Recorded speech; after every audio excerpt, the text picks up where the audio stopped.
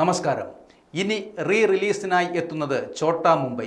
വർഷങ്ങൾക്ക് മുൻപ് റിലീസ് ചെയ്ത വൻ സ്വീകാര്യത നേടിയ സിനിമകളാണ് ഇത്തരത്തിൽ വീണ്ടും തിയേറ്ററുകളിൽ എത്തിക്കൊണ്ടിരിക്കുന്നത്.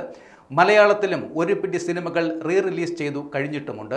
അക്കൂട്ടത്തിലേക്ക് ഏറ്റവും ഒടുവിൽ എത്താൻ പോകുന്നത് മമ്മൂട്ടി ചിത്രം ഒരു വടക്കൻ വീരഗാഥയാണ്. ഈ അവസരത്തിൽ മോഹൻലാലിൻ്റെ ഒരു സിനിമ കൂടി റിലീസ് ചെയ്യാൻ പോകുന്നു എന്ന വിവരമാണ് ഇപ്പോൾ പുറത്തുവരുന്നത്.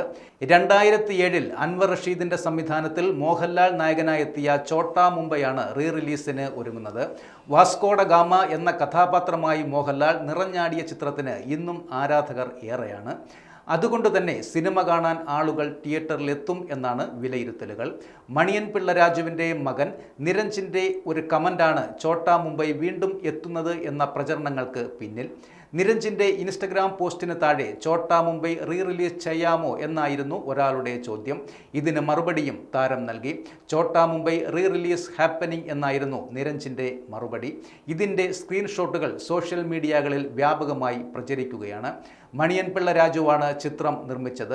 റിപ്പോർട്ടുകൾ ശരിയാണെങ്കിൽ സ്ഫടികം, ദേവദൂതൻ, മണിച്ചിത്രത്താഴ് തുടങ്ങിയ സിനിമകൾക്ക് ശേഷം മോഹൻലാലിൻ്റെതായി റിലീസ് ചെയ്യുന്ന പടമാകും ഛോട്ടാ മുംബൈ.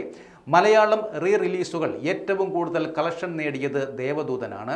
5.4 കോടിയാണ് കളക്ഷൻ നേടിയത്.